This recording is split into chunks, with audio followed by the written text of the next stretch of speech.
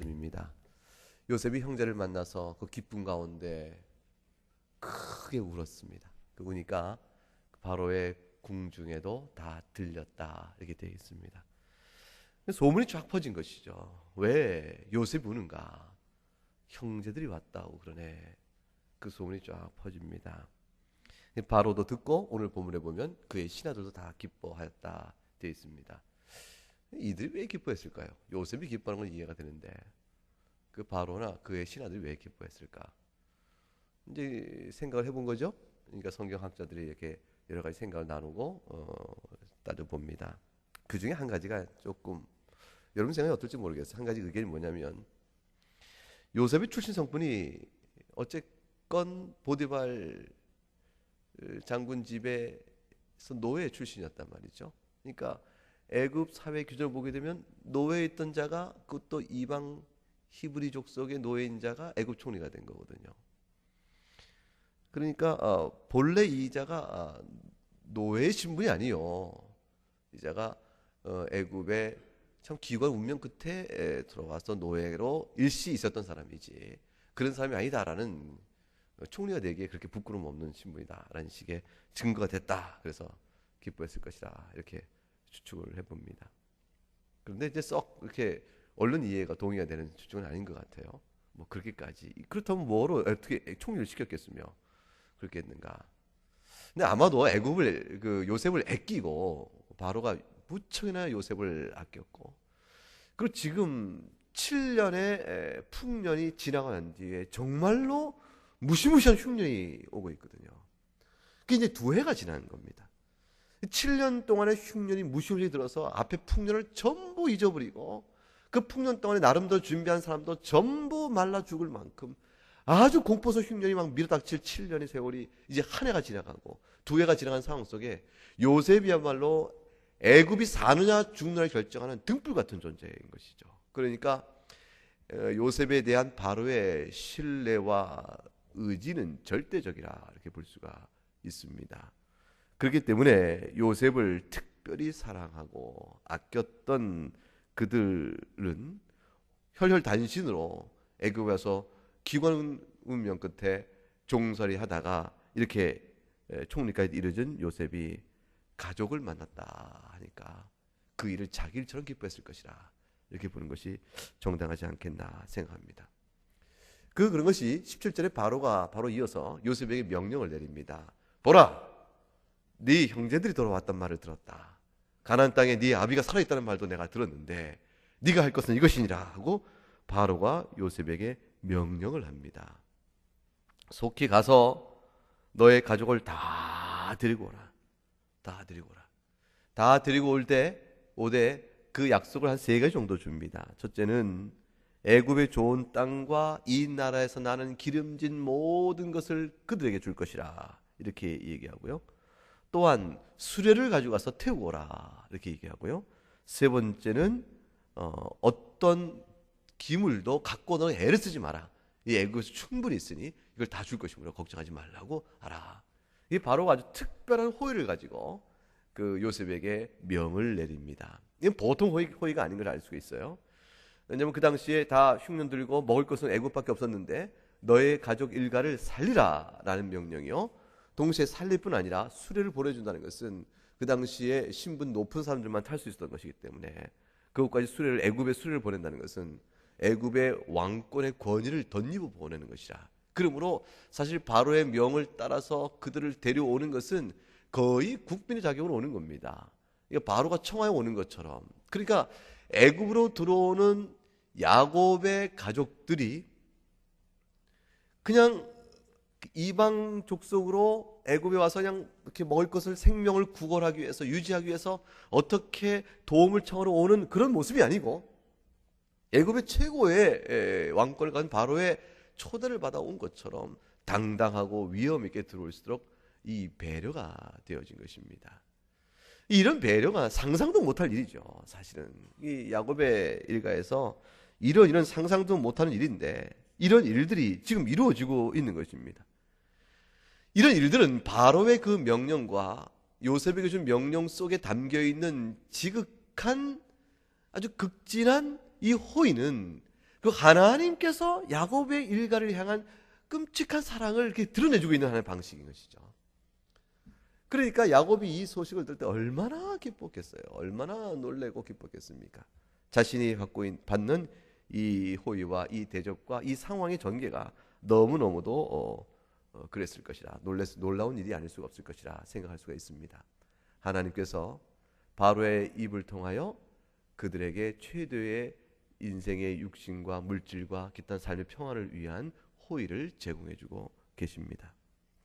요셉은 형제들에게 바로의 명절 술을 주고 길 양식도 주고 각기 옷 한 벌씩 주되, 그대 특별히 베냐민에게는 옷 300과 옷 5벌을 주었습니다. 뭐 질투가 나겠죠. 형들이 왜 줄 수 있겠나. 근데 감히 이제 더 이상 요셉을 팔아 넘기듯 같은 질투의 마음은 더 이상 갖지 못합니다.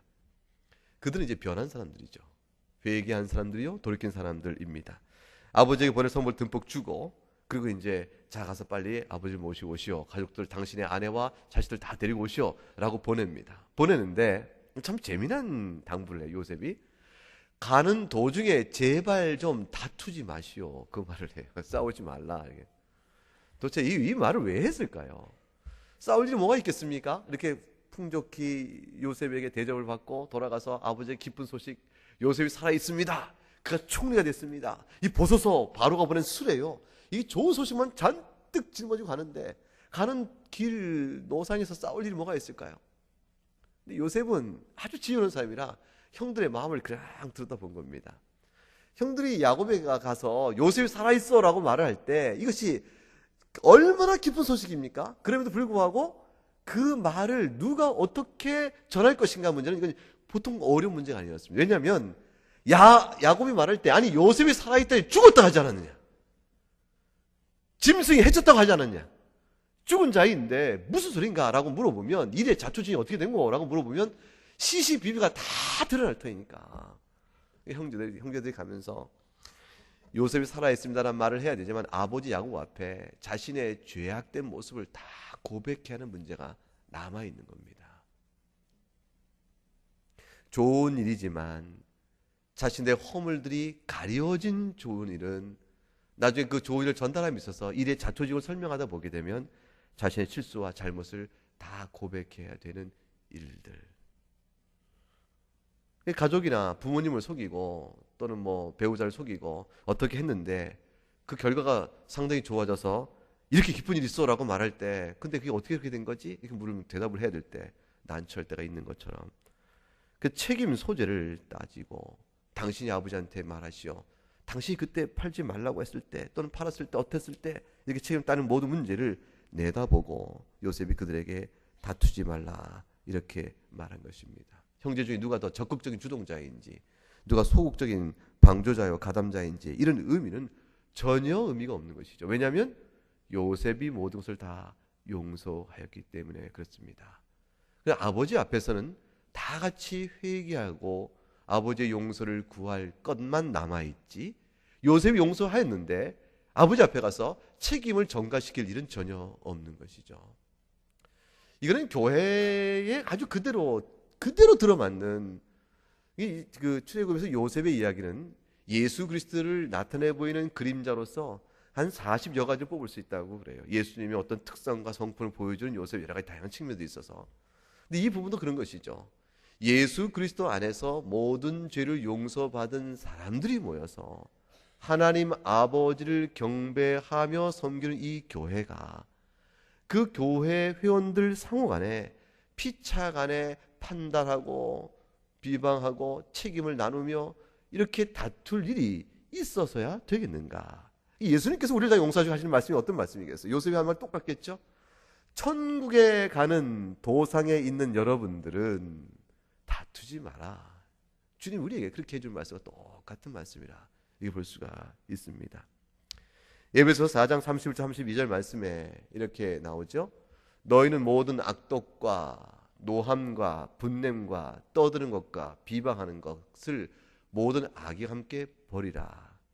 주님이 여기서 조건을 붙이지 않습니다. 악독과 노함과 분낼만한 이유가 있는가를 분별할 이유가 있으면 노하고 분내고 떠들고 비방해라. 이런데 어떻게 말하지 않을 수 있겠는가? 이렇게 얘기하는 것이 아니에요. 그냥 모든 걸 다 덮어버리라는 것이죠. 모든 너희 마음속에 있는 이런 일을 행함에 있어서 사람이라면 어쩔 수 없이 작용되어지는 악의의 꿈틀거림, 죄의 정력, 이게 다 있기 때문에 이것을 억제하고 따라서 드러나는 행동, 악독과 노함과 분냄과 떠드는 것과 비방하는 것을 버리라. 조건 없는 명령입니다. 전제 없는 명령입니다. 그리고 32절에 해야 될 일을 말합니다. 서로 친절하게 하고 서로 불쌍히 여겨라. 서로 용서하시오. 이미 여러분도 그리스도 안에서 하나님의 용서를 받은 자가 아닙니까? 이렇게 되는 거죠. 하나님이 너희를 용서하신 같이 이미 용서를 받았으니 그리하여야 할 것이라. 제발 아버지 앞에 가면서 길 가다가 다투지 마시오.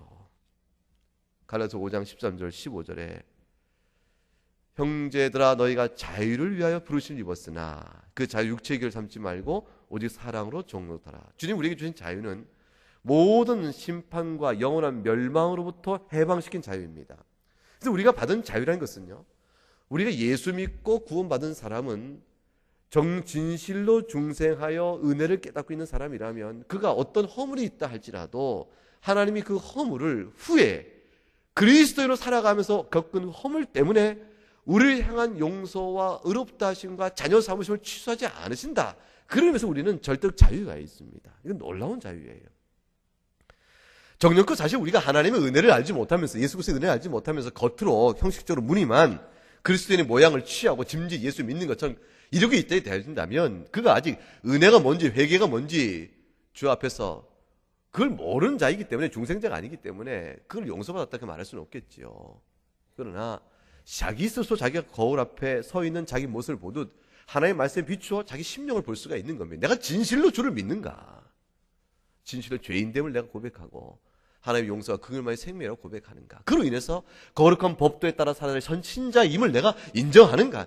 그런 모습 위해서 내가 주 앞에 나가는데 앞불사 내가 주 앞에 실수하고 앞불사 죄된 속사람이 약해지고 옛사람의 본성대로 새사람이 죽어가는 일이 있는가? 이 모든 걸 슬퍼하고 애통하는 모습이 있을 때 이미 깨달아 주여 내가 어찌 주의 백성을 이룰 수 있겠습니까? 제가 죄인입니다 회개할 때 자신 예수 믿고 난 뒤에 용서받은 죄로 행한 죄니까 내가 다시는 용서받지 못하겠지?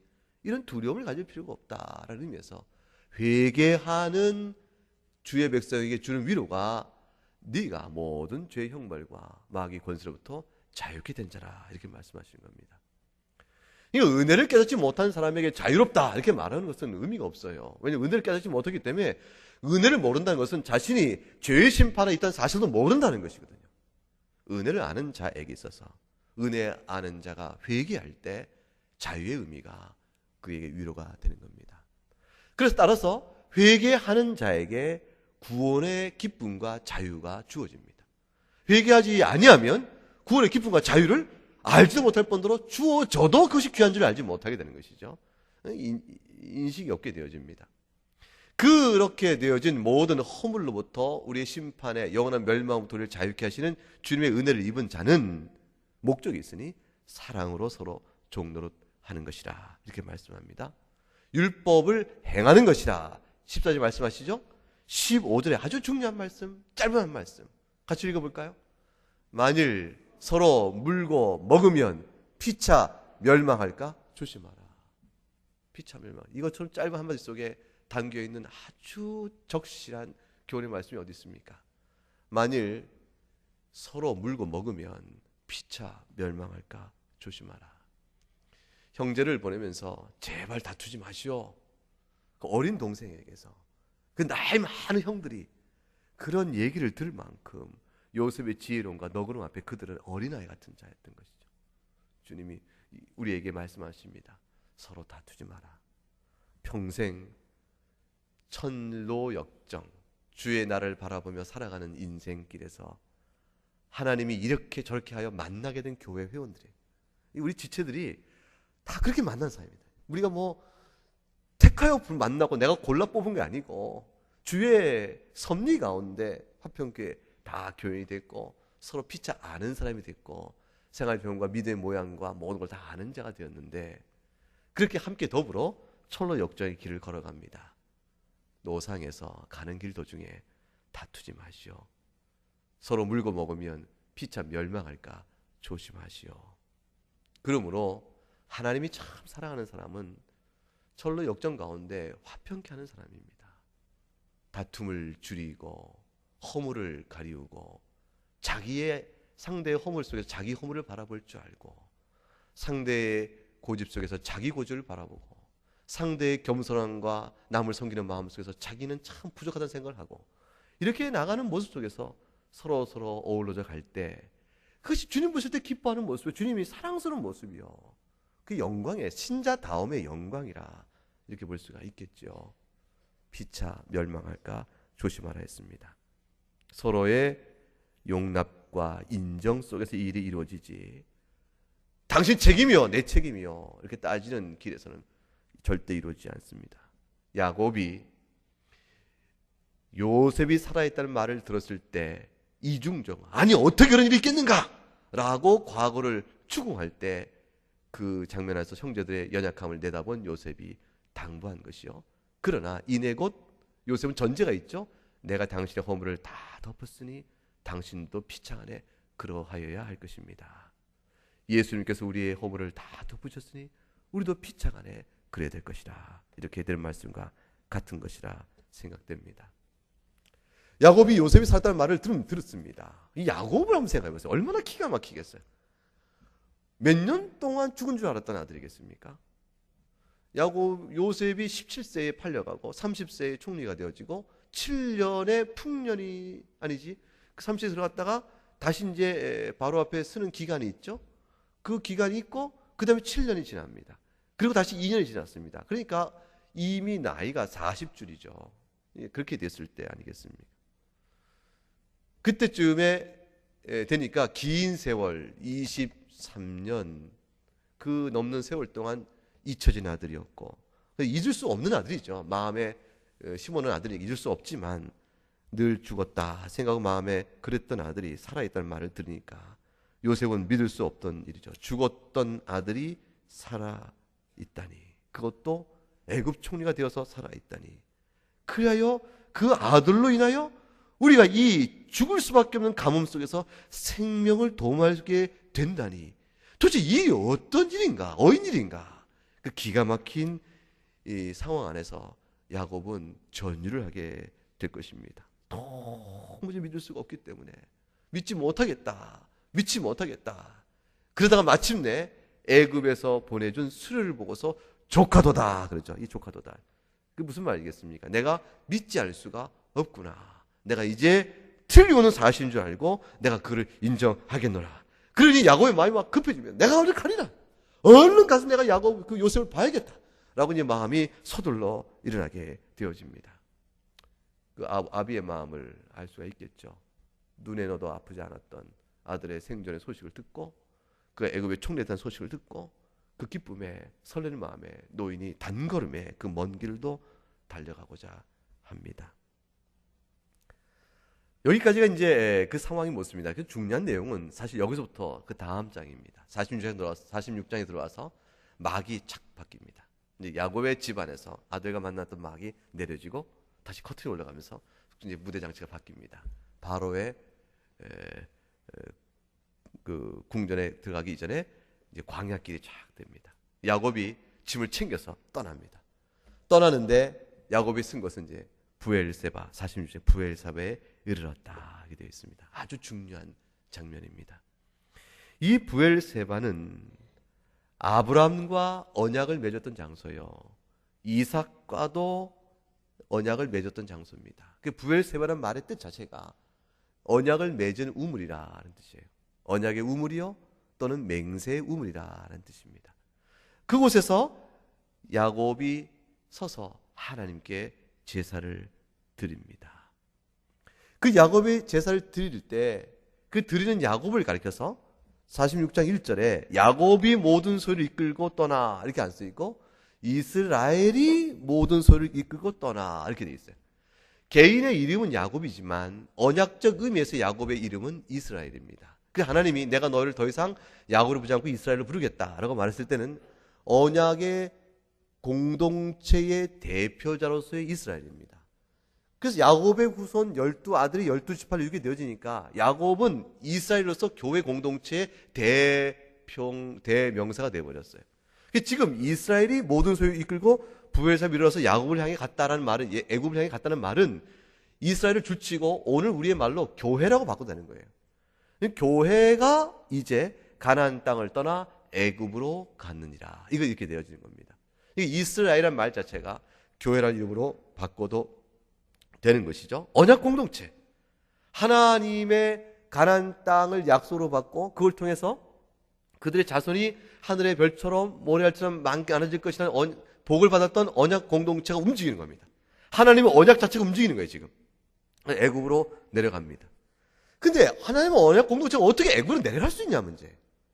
개인적 정리상 야곱이 아들 요셉을 보고자 잠깐 방문하는 것은 혹 있을지 모르지만 이게 식소를 다 드리고 2주를 애굽으로 한다는 것은 이게 상상할 수 없는 일입니다. 왜냐하면 가나안 땅이 어떤 땅입니까? 약속의 땅이요, 축복의 땅이요, 그들의 언약의 땅이요, 아브라함을 그 갈대아 우르에서 불러내고 하란에서 불러내어 심어준 땅이라는 거죠. 그러니까 이게 야곱도 결국은 자기가 하란까지 가서 있었지만 내내 다시 돌아와야 될 본향이었습니다. 그러니까 온 가족을 다 데리고 잠깐의 방문이 아니요 애굽으로 2주에 간다는 것은 야곱, 즉 이스라엘, 즉 교회로서는 상상도 할 수 없는 일이죠. 그러므로 부엘사에서 희생제사를 드립니다. 이건 아주 중요한 의미입니다. 언약에 대한 새로운 회복을 주 앞에서 묻는 것입니다. 주님, 요셉이 애굽에 있고 이곳에서는 극심한 가뭄으로 생존이 불가하며 저들이 수레를 다 보내고 모든 것을 보내 요셉이 애굽으로 올 것을 말하고 있으므로 우리가 그곳을 가나안 땅을 떠나 애굽으로 가려고 합니다. 하나님이 주신 약속의 땅 가나안 땅을 떠나 애굽으로 갈 때에 과연 우리의 걸음이 어찌 되겠습니까? 주께서 우리의 걸음을 지켜주시며 우리를 돌보시겠습니까? 주여, 우리가 주님 앞에서 이 걸음이 하나님 뜻에 합당한 걸음이 되길 바라며 하나님께 인정하신 걸음이 되길 바라며 하나님께서 도우시는 걸음이 되기를 바랍니다. 주님 앞에 예배를 드리는 것이죠.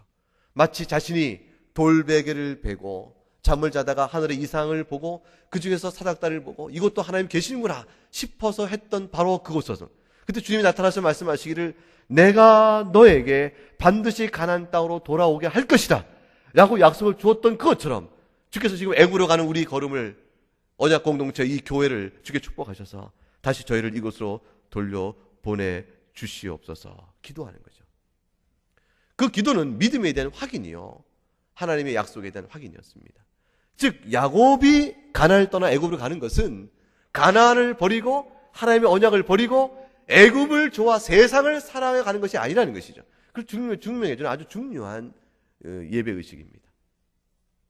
그 희생 제물을 드리게 되니까 그때에 하나님이 밤중 이상 중에 나타나서 야곱에게 말씀을 합니다. 야곱아, 야곱아. 거듭거듭 2번 부름으로 인해서 야곱을 향한 하나님의 애정을 나타내 보이죠. 그리고 야곱이 하나님 내가 여기 있나이다. 참 중요한 말이에요. 이 하나님 부르실 때 주여 내가 여기 있나이다 이 대답하는 것은 그가 평소에 주님을 얼마나 사랑하고 의지했는가에 대한 증거이지요. 아브라함도 이삭을 제물로 바치도 하나님 부르실 때 아브라함아 부르니까 내가 여기 있나이다 그랬어요. 그러니까 그다음에 이삭을 제물로 바치라 명을 받은 것처럼 주님 사랑했던 언약의 공동체 족장인 아브라함과 이삭과 야곱 같은 이들 하나님 부르심 앞에 항상 예하고 나옵니다. 이것은 에덴에서 아담이 죄를 범한 이후에 아담아 네가 어딨냐 부를 때 그들이 숨었던 것과 얼마나 다른가를 그들을 보여주죠. 교회가 바로 그것입니다. 교회는 예수 그리스도의 공로로 인해서 하나님과 관계가 완전히 새롭게 된 거예요. 우리가 기도하고 찬송하고 주의 말씀을 듣고 나가는 이 예배가 얼마나 놀라운 것인가를 보여주는 전형적인 성경의 사례죠. 하나님 부르심 앞에 우리가 여기 있나이다 말할 수 있는 것은 오직 교회밖에 없는 겁니다. 주님 부르심 앞에서 예라고 말할 수 있는 것, 그것이 평화의 관계일 수 있는 것은 그리스도의 중보 외에는 불가능합니다. 그리스도 중보가 없으면 하나님의 부르심은 곧 멸망이요 영원한 형벌이요 죽음이죠. 야곱이 하나님의 부르심 앞에 대답을 합니다. 그러자 주님께서 놀라운 약속을 주죠. 두려워하지 마라. 두려워하지 마라. 내가 거기서 너로 큰 민족을 이루게 할 것이라. 그러니까 이것은 얼마나 오랫동안 있게 될지는 모르는 일이죠. 야곱은 큰 민족을 이루게 할 것이라는 이 말을 듣고 긴 세월도 있을 것을 생각합니다. 어쩌면 야곱이 400년 정도 걸릴 거라는 생각을 이미 했을지 모릅니다. 왜냐하면 하나님께서 아브라함이 그렇게 얘기하셨어요. 아브라함에게 너의 후손이 나중에 큰 무리가 되어 나올 때 450년 뒤에나 이렇게 될 것이라는 말을 미리 주신 적이 있어요. 그렇기 때문에 그 말씀을 아브라함부터 듣고 이삭을 입을 통해 야곱이 들었으면 알만한 약속의 말씀이죠.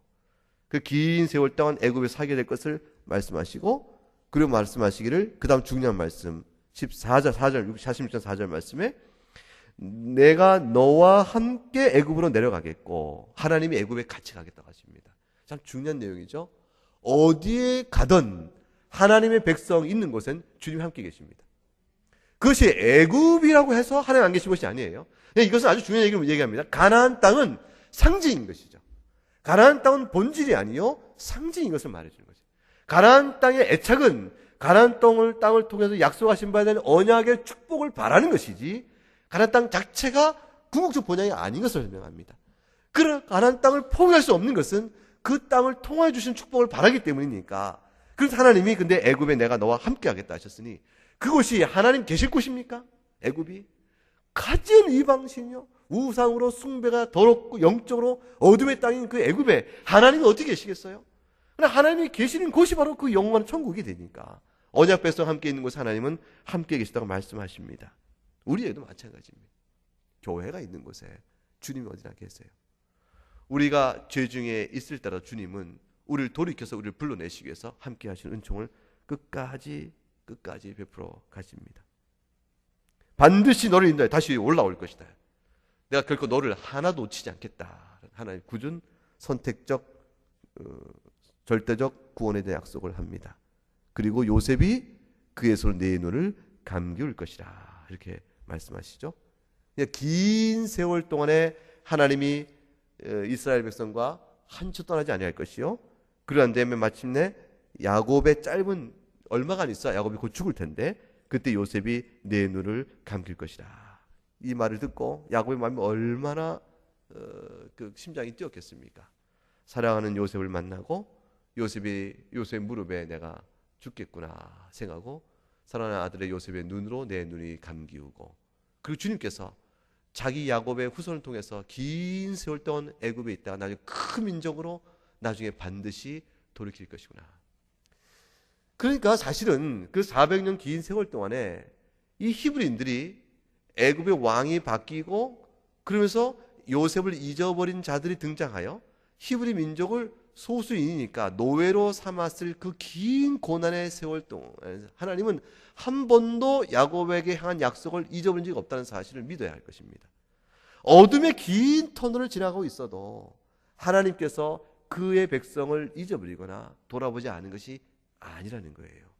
그럼 다만 우리의 하나님 나를 돌아보십니까? 라는 질문 앞에 나의 판단과 하나님께 정욕과 나를 돌아보시는 것은 이거는 하나님이 돌아보지 않기 때문에 내가 그런 것이 아니고 하나님 항상 나를 지켜보시나 때가 차지 않았기 때문에 나오는 차이입니다. 판단의 차이뿐입니다. 그러므로 우리가 하나님 위로를 구하되 위로를 바로 받지 못할 때는 아직 때가 아닌 거예요. 하나님 나를 돌아보지 않고 있는 것이 아니고 사랑하지 않고 있기 때문이 아니고 다만 때가 아닌 것일 뿐입니다. 그때는 히브리족에는 400년의 긴 세월이 필요했었습니다. 그 안에서 노예로 살다가 노예로 죽고 노예로 살다 노예로 죽은 숱한 히브리족 속에 이어지는 대물림이 있었습니다. 그들 대물림 속에서 여호와 하나님의 이름을 부르고 야곱으로 통해서 했던 모든 일을 부르고 요셉의 때를 기억하면서 그들은 신앙을 지켜오는 것입니다. 신앙을 지켜오고 그게 얼마나 어려운 일이겠어요. 50년, 100년, 150년, 200년 신앙을 지켜오는 긴 세대를 이어가면서 신앙을 지켜옵니다. 그러나 하나님은 그들을 돌아보시는가? 하나님 그들을 돌아보시는가? 이 질문 앞에 궁금해하면서 또 의문시하면서 또 불안해하면서 또는 불평해하면서 그러고 올 수 있는 세월들입니다. 그러나 마침내 하나님이 때가 되어졌음에 그들을 영광의 탈출, 말할 수 없는 영광의 탈출, 출애굽의 귀한 역사를 이루시게 되지요. 야곱이 영광의 탈출의 모습을 상상도 못했을 거예요. 어떻게 얼마나 그들이 10가지 재앙으로 애굽을 제압하고 그들이 많은 재산을 가지고 200만이 되는 사람들이 앞으로 나올 때 그 영광의 탈출의 모습을 그들은 야곱은 상상도 못했을 것입니다. 그러나 야곱은 조금도 의심치 않고 믿었을 것입니다. 왜냐하면 자기가 지금 하나님 앞에서 받은 이 계시의 이상주의 말씀을 통해서 야곱이 충격을 깨닫는 하나님의 섭리에 대한 확실성, 자신을 통해서 요셉을 주시고 요셉이 팔려간 뒤에 보디발 집에 가고 거기서 또한 보디발 아내 무고를 감옥에 갔다가 그러나 감옥에 갔으나 바로 기억되지 아니하고 마침내 하나님의 이상의 꿈을 통해서 바로 이런 이상의 꿈을 통해서 시대들은 과정을 통해서 애굽의 총을 세우고 그리고 마침내 그것은 곧 애굽의 총을 세우는 애굽의 총은 요셉 한 개인을 향한 영화가 아니요 아브라함과 이삭과 야곱에 약속하셨던 그 놀라운 언약적 축복을 이루시기 위한 방편으로 요셉을 그렇게 하셨구나 사실 생각할 때 이 거대한 구속 역사를 이루어 가심에 있어서 개인 하나의 인생의 운명이 어떻게 엮어져 가고 있는가를 알게 되는 순간 하나님의 섭리의 그 지혜로움 앞에서 야곱이 얼마나 충격을 받겠습니까? 얼마나 충격을 받겠어요? 그러니까 요셉의 애굽 총리는 하나님이 오래전에 준비하신 것이요 그 준비는 바로 약속했던 이스라엘 백성의 큰 민족 이름에 대한 씨밭으로 애굽을 사용하는 것이었다. 그때를 위하여 그것을 위해서 애굽에 요셉을 보내시고 마침내 그렇게 하신 것이구나. 이 하나님의 주권적 섭리를 절실하게 놨던 야곱은 긴 세월 끝에 영광의 탈출을 하게 될 출애굽 때의 자기 자손들의 큰 움직임을 구체적으로 몰랐겠지만 마음속으로 조금도 의심치는 않았을 것입니다. 우리도 그 영광을 바라봐야 됩니다. 하나님께서 우리 주시는 약속의 말씀, 누구나 다 짧은 한 인생 살면 낙원에 이르게 될 주께서 우리를 영접하실 그 영광의 때를 마음에 늘 생각하며 그리스도의 신부로 영적 자태여 신앙 인격을 아름답게 가꾸어며 살아야 합니다. 그리고 또한 약속의 말씀대로 오신 주께서 다시 약속의 말씀대로 재림하실 것을 늘 그리며 마음에 그려보면서 살아야 합니다.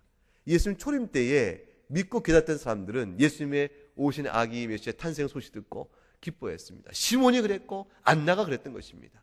다 정신 놓고 주님이 언제 다시 오시겠나 약속의 말씀을 다 예언의 말씀을 무시하고 살았던 사람들은 예수님이 태어났다는 말에 허둥지둥 되는 것이요 주의 오심의 기쁨도 누리지 못했으나 그러나 기다렸던 남은 자들은 그 은혜를 맛보고 압니다. 지금 이 시대도 주의 재림의 약속을 바라보며 믿음 가운데 기다리는 우리가 되어야 합니다. 결국 신앙은 멀리 보는 겁니다. 표대를 보는 겁니다. 역사 속에 긴 역사에 다시 오실 언제 다시 올지 모를 주의 재림이라는 표대를 바라보는 것이요. 그 다음에 낙원에 이르러서 내 인생 가운데 그것이 내일이 될런지 언제일지 알지 모르지만 곧 낙원에 이르게 될 그때를 바라며 표대를 거다 두어야 합니다. 주님에게만 영혼의 닻을 걸어놓고 그 다음에 그 표대를 향하여 올곧게 가는 것입니다. 그러면 우리 인생 중에 다스리는 하나님의 섭리는 합력하여 선을 이루심을 굳게 믿게 되는 것이요 나중에는 눈으로 직접 확인하게 될 것입니다. 야곱이 그랬던 것처럼. 함께 우리 기도하겠습니다.